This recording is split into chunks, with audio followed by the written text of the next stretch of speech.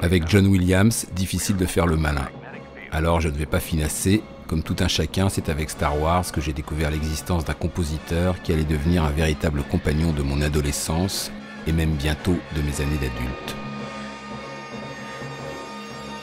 En même temps que Star Wars, je découvrais Spielberg et fatalement, je retombais déjà sur John Williams avec son thème obsédant et stravinskien des Dents de la Mer.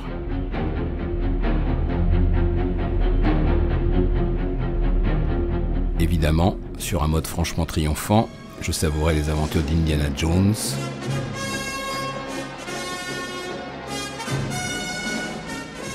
et quelques temps après, je m'envolais pour la pure euphorie de E.T.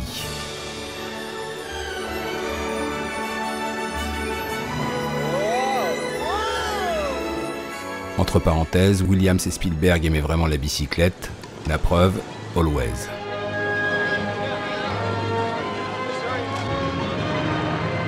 Sinon, il y avait aussi Jurassic Park, La terreur de la guerre des mondes, et puis son pendant, La liste de Schindler, que je n'aimais pas tellement, sauf qu'il y avait ce thème sublime.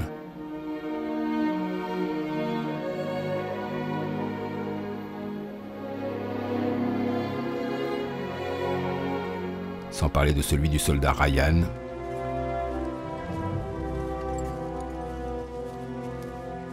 Ou même des harmonies orientales de Munich. Mais mes deux musiques préférées de John Williams pour Spielberg étaient aussi mes deux génériques favoris. Catch Me If You Can, sa rythmique et sa finesse d'orchestration.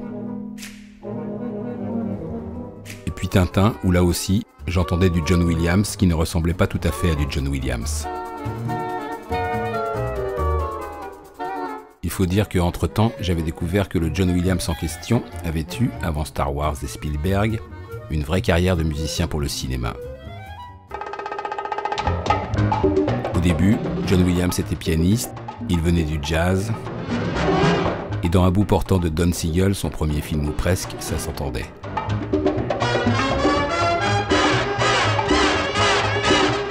Je me disais que cet homme était un magicien. Dans Comment voler $1 million, il avait su faire chanter la peinture. Et dans Fitzwilly, glisser quelques parties de clavecin qui m'enchantaient littéralement. Sinon, dans les années 70, John Williams avait écrit la bande-son des catastrophes les plus diverses, comme dans Tremblement de terre,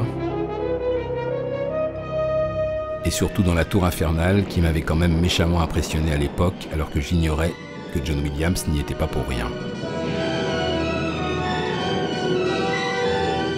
Au même moment, il y avait bien sûr le Nouvel Hollywood, et plus précisément Le Privé de Robert Altman.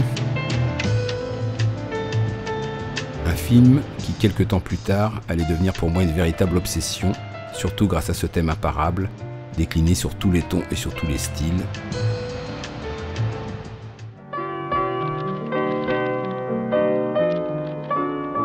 Un vrai standard éternel signé John Williams, de retour sur ses terres de jazz.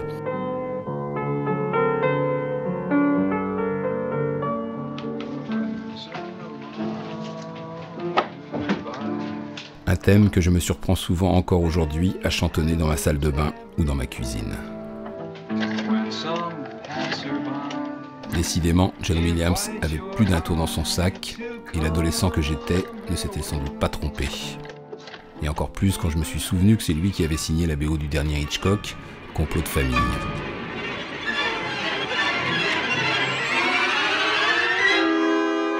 Pas de doute, j'en étais convaincu, c'était bien lui l'héritier de Bernard Herrmann, surtout quand j'ai vu Fury de Brian De Palma,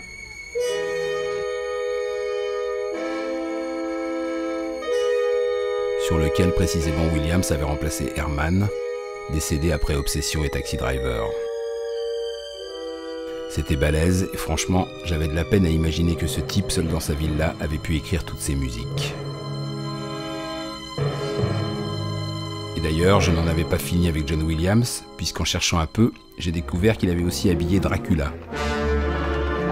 C'était en 1979, et je pourrais dire en exagérant à peine qu'Harry Potter n'était pas très loin.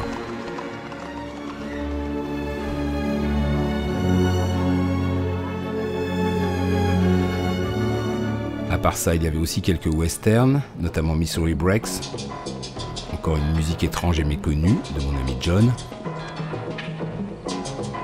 et les Cowboys où l'on pouvait entrevoir John Wayne. Et même, dans un tout autre registre, un film franchement dépressif et un peu oublié, Voyageur malgré lui, dont je chérissais particulièrement le thème subtil et insidieux et l'air mélancolique de William Hurt.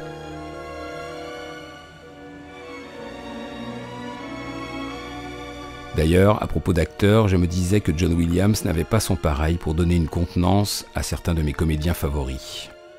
Et d'abord, en tête, John Cassavetes, détruit par 2 fois, dans À bout portant,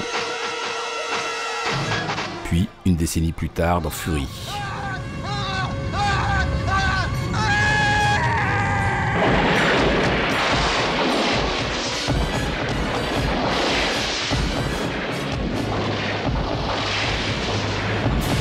Avec John Williams comme accompagnateur, j'aurais presque eu envie de prendre sa place. Sinon, comme moi, Williams aimait Gene Hackman, Clint Eastwood, Fred Astaire, Tom Cruise, Leonardo DiCaprio et, cerise sur le gâteau, Patrick Bruel dans Sabrina.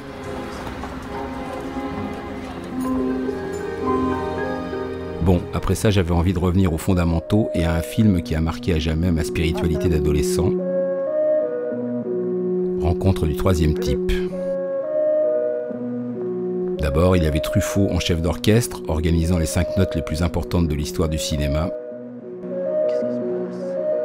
Allez, on y, let's go. Puis ça devenait une symphonie extraterrestre, un opéra baroque, une synthèse d'art total. Et là, franchement, John Williams était vraiment à son affaire.